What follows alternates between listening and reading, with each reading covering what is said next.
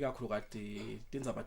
cyber crime tingavela ngekuthi kumbe sisebenzisa letincingo umuntu nje usicingo lakho lisebenzisa kubo WhatsApp kumbe asebenzise kubo Facebook kumbe nakwenta ama transactions kodwa nginako lokukholelwa mndeni lokuthi kubalekile lokuthi kuwalalela ama conversations elanjengana lesinawo noma lokunye kubhalwe emaphepheni noma kumbe lokunye lokubhalwe khona la kubo internet. I think it is very important for us to actually create that strong awareness emaswatini ukuthi angakubalekeli lwathi lonjengalolu. Ngiyabonga Paris uthi lo munye umtseshi nga 2002 waseAmerica kukhona info lesstatiko ukuthi siyadadi known knowns kukhona info lesstatiko lo sastadi known unknowns bese kuba khona lelo kwekugcina letinfo lesingadi lokuthi asstadi unknown unknowns letiye bese sethi sinika bulukhuni ke nasiphila kepha ke kungako silana namuhla si nanoma kukhona info emakhaya lesingadadi lokuthi asstadi Stoti veta namhla la. Uthi lo mtseshi uthini? Uthi kukhona lokuthi ungadi lokuthi awadi. Kunjalo. Bese ucabanga ukuthi konke kuhamba kahle ngalo. Ucansi yonke into yakho ikahle. Laba sengoti nje uma sike sachaza ngasevikini eliphelile. Ma individuals netinkampani ngalokufanako. Yeah. Yes. Sikhulumisa indzaba namuhla yetinhlangothi letimbili kule cyber fraud na social media awareness kodwa nje I think generally singathanda lokubuyabuyela emuva kancane sikhulumise emaswati ukuthi ngabe evikini eliphelile sathini zatiphi just to recap on some of the issues lesanaka lokuthi emaswati kumbane ama issues noma kumba sene ma challenges noma ngidathi ngalesilumbi kuba vulnerable lokuba khona sathini zatindzaba letendeka kuma internet cafe letendeka via ama email letendeka lokho naloko kumbe nje kulokukhumbula komndeni kumbe singakangene kule namuhla se recap nje kuloko kumbe sithi masichubeke ukhanze ukuthi asipheke kubuyele emuva kakhulu. Siyabonga Paris evikini eliphelile saveta lokuthi ama vulnerabilities ahlukana kathathu. Kukhona ama vulnerabilities lesingawadi lokuthi akhona lekulukhuni ke manje to defend against because asat lokuthi akhona. Bese kuba khona number 2 ama vulnerabilities latiwa lama malicious users lama hackers. Lesingawadi thini labo zidlani atiwa ngilabo zidlani thina siwadi siwabita usingama 0 days vulnerabilities bese kuba khona ama vulnerabilities lesiwathi sonke thine nabo zidlani siyawadi sonke ukhanza ukuthi ema page akhona noma yetival kubuye kube ngumsebenzi wethu ke sonke sisasebenzisa leyo technology esisebenzisa ukuthi phela si update ma operating systems ethu noma kuma computer noma kusetingcingweni labo iOS bo Android you name it. Yes kuze ukuthi silovale ikhale letati wako naku ke lokufike kube kubi ukuthi incumbi yama attacks endeka kulama vulnerabilities la known to everyone. As an example for an example nyalo nje kukhona ransomware le attack Android but the latest Android operating system iyakhona kusivala so sikhala leso. Now nangabe wena ke manje uwa update Android operating system yakho kusho ukuthi vulnerable. Yes. Kungendekani nje ngifuna ukuthi ngoba la maswati vela aphethe letincingo angathi nama Android baselicingweni kuphela noma kumbe la ku laptop. Nasikhuluma ngeRansomware nje sikhuluma ukuthi awufika skiya senkanangana skiye leliqongo lapho ungasakhona ukulisebenzisa ngiyabekisa ngelicingo ukhanze ukuthi sekunayithi inkanangana lenkulu sebathi ke bhadala imali lethite kuze ukhona ukuthi bakuvulele ukhona kuqhubeka usebenzise lelo cingo akugcini lapho kukhona lensha futhi iRansomware lekhona nyalo na COOT iphumela last month kusede isikhiya sakhona watholwa ngileyo usenkingeni nangabe nje ibamba icomputer yala 17 noma iserver shothi game 1 akusenjedo ngoba kusede lesikhiya sayo le decryption ke yakhona ngiyongithi demne besemndeni akungilalisi kahle ngalokuthi awadi lokuthi utawendekani kusasa into lokungeva ukuthi kumbe ngiyabekisa imessenger a central system of operation either in the public or government or private sector yini lokungendiwa kumbe ngilaba yes I know we are trying to recap on last week's issues but yini lokungendiwa ngema companies particularly la vulnerable to such kind of attack njengana lo ibekisako ukuthi isikhiya sakho la kusede. Ema companies siyawagadza ukuthi a roll out a security program leta ukhona ukuthi manje I detect iphinze I respond encenye I recover again kulama attacks lawa la possible ukuthi angendeka but lokhulu kakhulu ngile awareness yes ngile awareness nje ukuthi singathatha ama computers asemsebenzini siwasebenzise into leti personal ukuthi nje le PDF inesihloko lesimnanzi lapha etulo so uyayithatha wena uyayivula kanzi iweaponized ndawubekisa Paris ema hackers nakakha dibam down athatha PDF document by weaponize shothi bafake exploit la khathi such that now uyayivula wena ufuna ukuyifunda nje PDF file irun le exploit on the background sekunengodi seyingula ingodi ku network yonke ke manje la M17 hayi wena kuphela yes ngifuna nje kuzama ukuthi belumbise bayathi belumbise bayakhile le technology kunokuthi ngimthuke sekalandlini angibe nako lokuthi seyindlela ehamba kola ngaphandle ngoba ngide kati ngide inja kude nemla ngomgadzile egede lami is well secure kusho ukuthi sekune intruder lengenile kule tindzaba leti kude ini lokungenteka ukuthi kubikele lo mshina noma kubikele mina lokuthi uyathi nconcontha silani la indzaba yale ransomware okhuluma ngayo ukuthi sikhiya sakho nasengakatholakala lokuthi kude ini lengendewa noma lenjengaleyo lesingasheshe sikhona lokubona ngayo noma ngathuluzi ukuthi ze ukuthi kube nesandla tsithi njalo lamanye ayasibikela bese siyakhona ukuthi si respond to that ikhona nje labathi indlela yokusebenza labathi security operation center SOC now iSOC nangabe ideploye kahle kuleyo organization itawugatsa konke lokungaba ingodi lokungangena la ku network yethu bese siyakhona ke manje ukuthi si respond based on the information from the SOC yes kuna example wayenda evikini eliphelile la ngicela lokuyibuyisa namuhla wawuyibekisa ngekuthi ngangibute kuyenzaba yema antiviruses kubita ngema antimalwares wena ngale language yasencwadzini ukuthi lawa latholakala malula noma kumbe latholakala mahala kufanana nekulanza nje security guard umbhadali ngaku understand lokho but ngicabanga ukuthi at the same time kule magnitude yalama problems leswabonako noma yalama vulnerabilities leswabonako njenganya lokukhuluma ukuthi kunale nkhulukati lede decay dakhona ngicabanga ukuthi kuyafanana ngalesinye isikhathi lokuthi uthi ulanze security guard ulanze lo mbonako lokuthi mangingamchilida nje ngasheshe out noma ngabe uyambhadala kodwa nje ukhanze ukuthi uyambona lona ukuthi mangathi hey uyabona ukutawubaleka yena ingamuhla vele setiyanza danziswa ngilokuthi laba labaganga kwabashaye kancane mabeto batoganga baphatha sandvo lesi ngathi baphatha i4 pounds mangabe 4 pounds kanti wena ushaya nganathi setipikile yabo I think we monitoring or responsive programs that we may use to safeguard our systems. Yes, that's true. Maybe ubuyela emuva kancane ema malwares laphuma ngelanga laba wakhako laba labagangako sikhuluma nga hundreds of thousands per day. That is why anti-malware yakho itacela wena ukuthi uyi-update nangabe nje manje sekuphume njalo ngelanga ngiyabona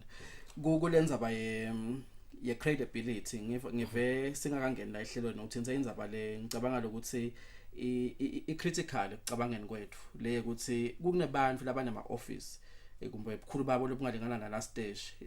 labavukela nje ukuthi umsebenzi wabo ngiloku yohack lenza by credibility yekuthenga emathulusi ekugatsa lama systems ethu important kangakanani because ngiva nje nyalo ukukhuluma ukuthi there's hundreds of thousands of these malwares lakhicitwa ngelanga lamanye futhi uyakhanza ukuthi akhicitwa ngilabo zidlani bayati bona ukuthi wagijimela kuyithenga tikhiya tabo futhi timalula ngakibo noma ngabe uyibhadalele the importance of buying ama softwares in credible places as a means of protecting ama systems ethu ibaluleke kangakanani ibaluleke kakhulu ngoba asifuni kuyothenga isoftware ene backdoor lesithina sithi siya installa la machineini yethu iphindze ivule iminyango ngale ngemuva ivulele laba bozilanda bale so kumcoka kakhulu tikhona tinkampani security companies cyber security companies lestatiko singangena ehlathini bese siphuma sisithenge malware sitawu khanza ukuthi sibathe siyabuka kudasisida lokho sitawuthenga le it's my expire sibuye sifake le baphathi sebayayibona le opportunity yokuseva imali lapho I think we are basically trying to emphasize the importance of making sure ukuthi we don't make any shortcuts nasike sayithatha shortcut isitabe sitibulele nasevikini lephele sayikhupha indzaba yokuthi management ikhale ngetimali ithi save imali yincane le mali lesitayisebenzisa to protect the systems than le mali ukuthi ike ithi kuma yimi indzaba yokuthi kuti imali engapaneni sisave imali engapaneni siyayibulala nasendanje. Angathi noma labanye kathi balenkampani lobo ngibekisela ngayo batase bayasifuna bayasithola yini lokuthi besikhuluma ngabo lamsakadweni ukuthi banemahhovisi basebenza nje lokuhacka. And I think this is important for me ikakhulu kade ekuniketeni lesithombe emaswatini ukuthi lesi sikhuluma kakusiyi joke. Are there organizations like this la ngaphandle? Some of them could be in Eswatini, some in South Africa, like the one you've mentioned in the United States of America. Can you define or describe to us what these organizations do? Ngiyabonga Perez. Ngidawubekisa ngamathathu. Ngafishane nje ngeke ngize ngene deep kiyo. Ngidawubekisa ikhona labayibita ngeLazarus Group. Ubabita ngamagama vele. Banemagama abo vele. iLazarus Group APT 38. APT is advanced persistent threat. So bayaye ke ma researchers bese ayaba nikete mabito abo. Abanikete mabito abo abaniketa laba nje Lazarus Group nje bayibita nga APT 38 yase North Korea. So information lesinayo iyaveta ukuthi they are state sponsored etikhatsini letiningi. So bona ba involved ku espionage nasekucekeze namabhange. Eminyakeni lengemuva lembili bagcekezile libhange lase Bangladesh Central Bank bahamba nemali enganga 81 million US dollars. Bagcekeza futhi libhange lase India Cosmos Bank nakhona bathatha imali lebo 94 million ngecurrency yabo yase India. So it's a large group of hackers. Banema office bayavukela njengathi and they are well trained. They are well trained and sometimes uthola ukuthi ba sponsorishwa nguhulumende wabo esikhatsini lesinext. Sibonile baye ba hack i banking system khona kulesibita ngeSwift. iSwift i-messaging system leli bhange nangabe libhange laseAmerica lifuna ukuhambisa imali lite bhange la kangwane basebenzisa that messaging system. Ngithe ngengene kakhulu ukuthi lamabhange asebenza kanjani ngoba sitase siphumela ngaphandle kuba nenkingi kuba ukuthi uthenza ema corporations abo. Yes. So kunale Swift kukhona laba kubita nge-core banking system ebank bese kuba nalenye futhi system bayibita nge-switching system. So the Lazarus Group, they managed to hack onke lama systems lawo. Bakhona kukhipha imali kuma ATMs. iATM ine dispenser. Angadi ngidawukhuluma kabi encenye. Ketha kukhona idispenser ku ATM. Lelo kungiyona irelease le mali. So bakhona ke laba ukuthi ba hack yonke le system bafake abe emakhadi akhiphe yonke imali ekhona la kule ATM. Lokuyimali lokhona nje kuphume konke. Bakhona uzubona ukuthi these people ba well organized. Bakhipha le mali le in 2 hours time in 10,000 ATMs in 20 countries. Yes. Lo kusiniketa now the picture that towards December we need to be very careful letinzabente ukuthi ama ATMs and asebenta kanjani. Are they part of the campaign cyber security awareness emabhange,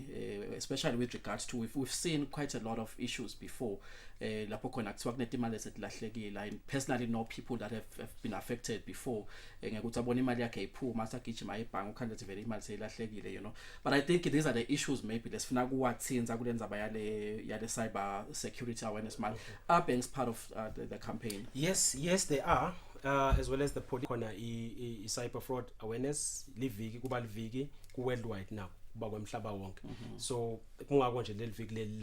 laqokwa ukuthi item kube ngile kuhambisana abathi siyaphimba imbambamba siya kule cashless society vele mangibuka ngoba I know in some western countries abroad, you know, kude lapho khona kusaphathwa imali khona, you know.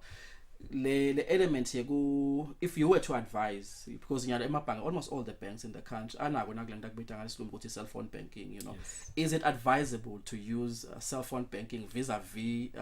ATM transaction because of the threats? I don't know ukuthi ingakuphi le weakness noma le vulnerability ku ATM noma ngala ku cell phone banking. How secure is cell phone banking vis-a-vis ma ATM platforms? Ngathi ama threats acishe afanane, but then it depends on ikhona cishe kuko kokubili it's even more kuloku cell phone banking and others of course, but then it depends on protection level provided by the institution itself. Vele ukukhuluma indzaba lenginalo ukuthi njengoba ngishilo mangidlalela lo hlelo ukuthi lithinta lelive kukhula kwalo nekusimama kwalo mawubekisa ngalokuthi kwalahleka 90 something million US dollars in Bangladesh enokhuluma ngala mabhange lesithi maswabuka sithi lawa ke akusiyo kudlala lawa noma ngabe ufuna ngetinyawo kuba neminenengwane leminingi lokwenza kiyo, you know. Ngizama understand ukuthi if they were successful in this particular central bank, you know, it says good delivery lingasiko vulnerable, Eswatini included, you know. Kukhona yini ama measures le endiwako even via this campaign to ensure, you know, lokuthi live lakithi liphephile singakhanze nje kanye langa sekuthiwa asesekahle sikhanze ukuthi ebosilanze bahambe nawo, you know.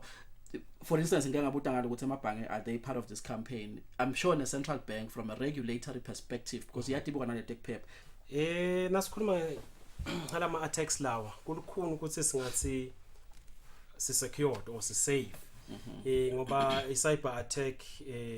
kuthi thina sibuke ukuthi nini njani ngubani futhi yodwa sihlasele sihlale sigadze lokho ngoba siyade ukuthi sitawuhlasela lokho kuliqiniso lingadolikelo, but then siye sithi ka security ke thine kufanele ukuthi sibone lokuthi sesihlaselwe nanoma singede sakuvimba kepha kumcolo ukuthi sibone lokho sesihlaselwe. Ngidawubekisa kube ne attack lebe khona kuma telecommunications companies worldwide by one APT group kwabonakala after 3 years could see there is an attack here.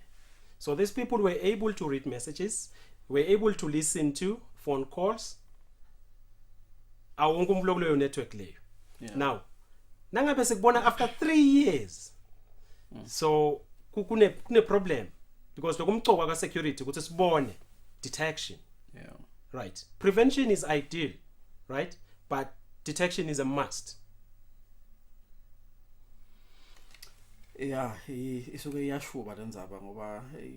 uyabona lokuthi njengoba usho bamekiswa ngithi esikolweni labanye athi ukhanda sebabuya bahlomile sebadibhekisa la ngakuye uhulumende motivated, so uyechiwe imali hayi kancane. Then bese kuba khona yase China APT 41 nayo ingodi kakhulu ingodi kakhulu Paris yakhona ukuthi yebe information because lokumcoka manje kulesikhathi lesiphila kiso nyalo information. Sengisola ukuthi le ndlela le mfo legabuzela ngakhona yini ngathi sidawugcina sibuyelela kubhaleni ngala mabhuku if sithi senda le advancement but ukhanze ukuthi sesitawulala benyoni ngenza baye ukuthi njengana ilobekisa ngayo ngiyakhuluma la cingweni nesingani sami ngiyabekisa balalela yonke lento ukuthi uphilezi uyambongelela lo wakakhe sesendani waphela bekungcono kadzeni mangitiyela ngetinyawo ngifike ngishaya inkwela lapha ngehla phuma sikhuluma mpinze ujike ubuyele ngasekhaya. Intuthuko nje yemhlaba ngicabanga ukuthi lokumcoka naloku sibulele sibantu silive sengumhlaba kungayithatha serious indzaba ye security, cyber security in particular. Ngoba ungamangala Paris ukuthi namhla lokho sikhuluma nawe kunetinkampani letide bo IT security labangangenela nje lenzaba ye security bathi bona besolo sisebenta kunje sekuhlukeni yalo nangu umcomvulo sibulele and usatha uchubeka futhi usibulala. Le awareness ihlose lokubaphaphamisa kunjalo awareness ihlose kubaphaphamisa kepha kakhulu sijonge kakhulu kulaba abancane ngoba ngibola aba vulnerable kakhulu elegenge leseyincane lesafunza isikole enhlabathi ngiyathi ukuthi kumbe lenzaba seyipersonal edala le benefit noma le reward lihambelana lomsebenzi angana uthi khanza kumbe sekapheka umhlanhlatheka lalela noma acabanga into lengakafanele athi cabanga ema levels ekubhadalwa kwabantu abenda lomsebenzi lona angilangiwo yini kumbe lo ngakhanza ukuthi kumbe mangaba kusiwo sekungabangela lokuthi babe motivated to actually bathi khanza noma kumbe angisho ukuthi kukahle kwenda lokho but bangathi khanza kumbe sebacabanga kwenda into enje babhadalwa ngelizinga lihloniphekile yini lihambelana nalomsebenzi. Njengoba kuyinto lefika kola Eswatini kuyinto bekufanele ukuthi imivuzo yabo ibe ngilefanele noma ibe ngilemihle laba labenda lo msebenzi lo ngoba ubucayi lo msebenzi kepha kuthola ukuthi tinkampani tikhona la Eswatini mhlawumbe tisengakuconzi ngalokuphelele utawati ke ukuthi siba nabo baphathi betinkampani nangabe labaphathi betinkampani labenda lama decisions lama decision makers the policy makers emsebenzini bangaconzi ngalokuphelele basengaboni lobungoti yes utawuthola ukuthi sebabhadaleka ngalokugaba ngesigaba lesiphasi labenda lo msebenzi ngomfana wama computer nje kuba nje umfana wama computer kunengikholelo lempi lethi bamla abasebenza ngama computers uyambita nje umtshele ukuthi akuseve lo mngani wami cha ngicela ke babe please close all the windows now abeke phasi icingo umlomtsala asukuma uvale amafasitela close all the windows now abeke phasi icingo umlomtsala asukuma uvale amafasitela kusase kunengile funa sikwende nangabe silapho ke tindzaba te security ke shothi sisemvanyana lo muntu omqashi la awumati nalokuthi wathi ini le capability yakhe uyathi makathi nje vale yes ngiyabonga Paris kukhona ke ema customers noma ema customer la lenhloso ku customer lethu ukhanze ukuthi lo yami lothengisaka ngaleso uyashona yena emgodzini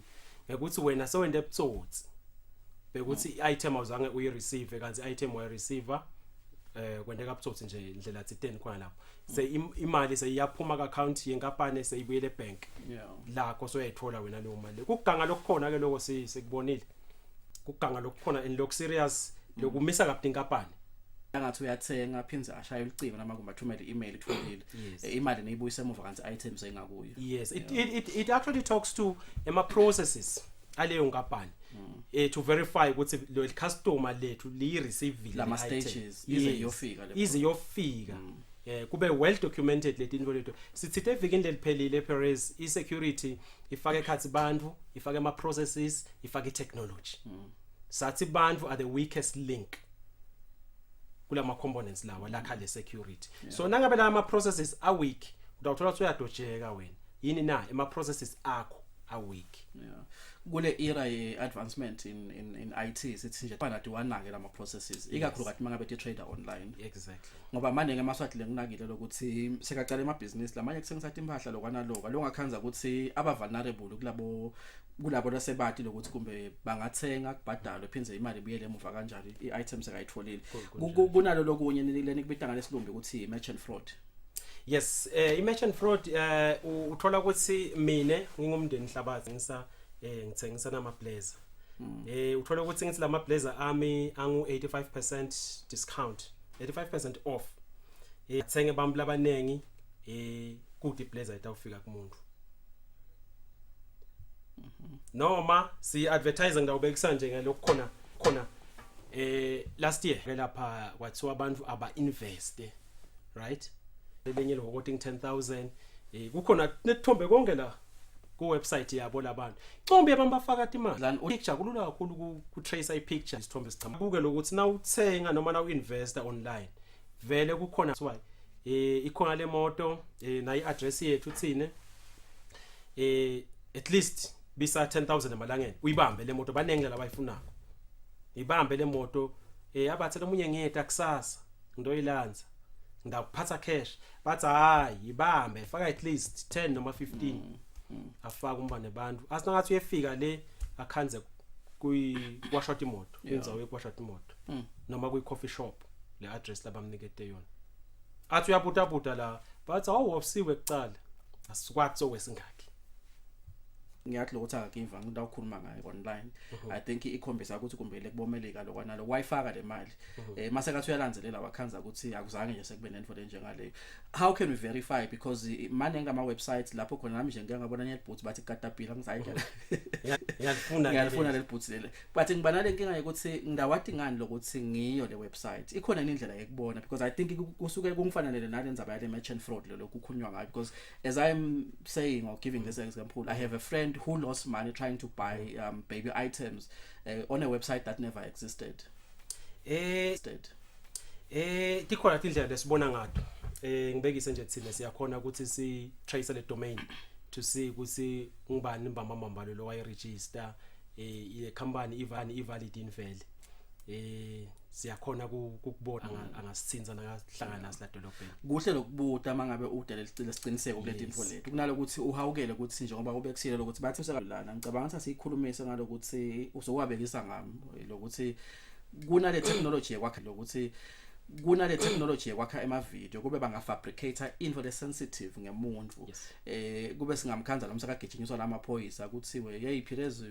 utholakala usho nathi info nathi wenda nathi info nathi nikubita nge deep fake lokho sithi maswadi akakwadi nanako njenge part of le cyber security awareness month. Siyabonga Perez ithi kubabucayi ke le I deep fake uthola ukuthi kuthathwa ivideo ufakwe la khathi wena sishintshele kungiyena ala kule video kube nguwe manje le basebenzisa ke artificial intelligence systems khona bayibita ngeke ngizengene deep Perez because technical kanzi babukeli bethu akusibo bonke laba technical kukhona bayibita nge generator and discriminator uthola ukuthi ke sebenza ama learning algorithms sikuthatha sikufake la khathi wena ungene uthi shice kube nguwe such that nangabe kubuka nje umuntu angeke azakhona ukubona ukuthi yakhiwe le video fake nakhona akhona ama tools lesiwasebenzisako digital forensics tools lesiwasebenzisako ukubona fake pictures fake videos lesinga kusho nje ukuthi kuyingodi kuphi kulomuntu esikhuluma naye enyalo because ngiyabekisa bathi wonke lento bakhanga emafilimu le ukhanze uthena akakucabanga ukuthi kungama affecta kungaba ingodi kubantu abanjengani nje kumbe sesakhe ama examples la practical ukuthi ungakhanza ukuthi makwendekile asengibeke sengenda njani manje ngoba ngiba bathi akusimba bathi ngipirez lo yasiyamathi buka nalenhloko nguye kuyingodi kakhulu ngicabanga ukuthi ikakhulu nakubatali nje ngoba bamva babo bangathathwa ngempela lo mbana ukuthi kuseshwe ngako lama investigations because bakhona abantu laba kwatiko nekudenda akusimi ngethwa la kule live phela babafake basho letinye izinto noma benda letinye izinto le bangacetsile lo muntu yeah ngabe lamaphoyiseni seyingenile inzaba ye deep fake ngoba uyakhanza abantu Nkosi yami badosa ematolongweni ukhanze ukuthi by the times realize nahulumende sekunama lawsuits lekufuna wa face silwa naloko ngaloko distributor lolwati engabe le capacity seyikhona ngala ngasemaphoyiseni lokuthi kumbe sibe nalo leliso lekubona lokuthi cha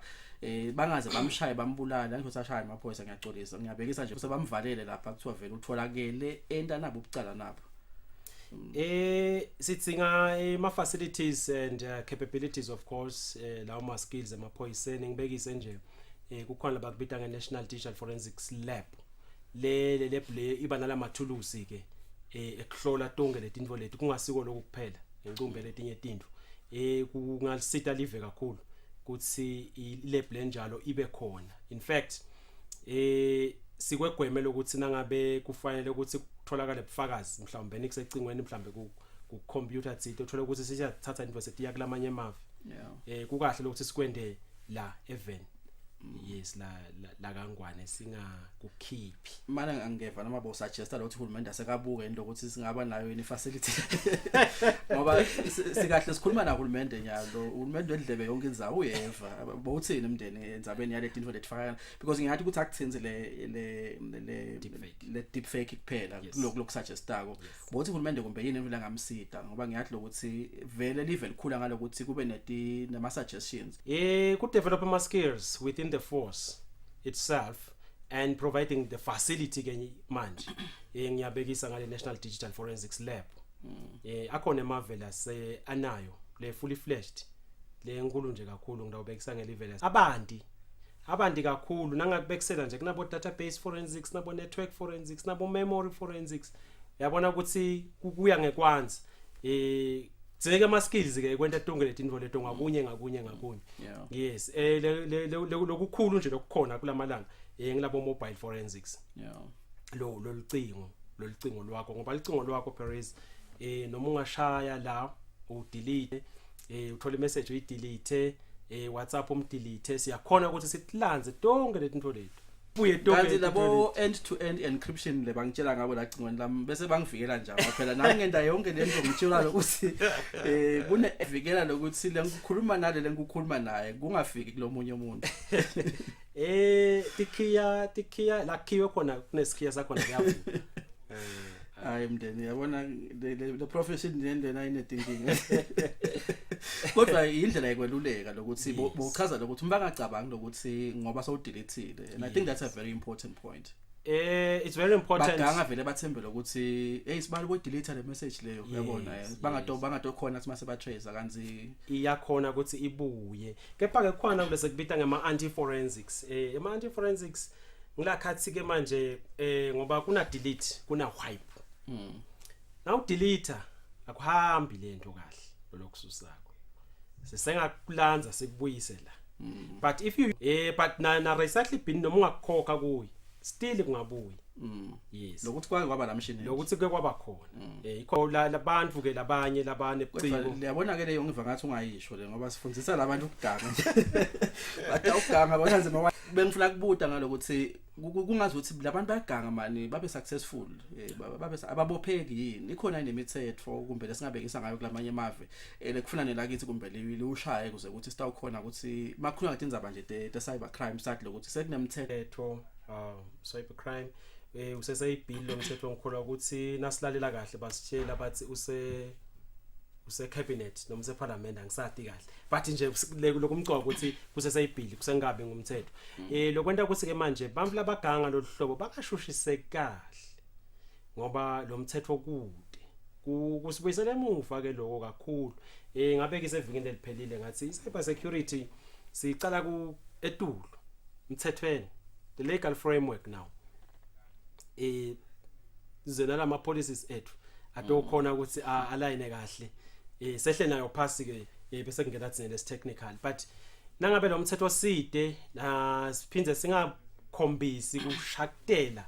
ngidawubekisa nje live lase India lo mthetho la ushaya nga 2019 weminyaka linawo lo mthetho la uamenda nga 2008 so wachibelwa futhi so wachithelwa lo mthetho ubuyapi lo mthetho lo mthetho lona ubuya ku model law ka UN on international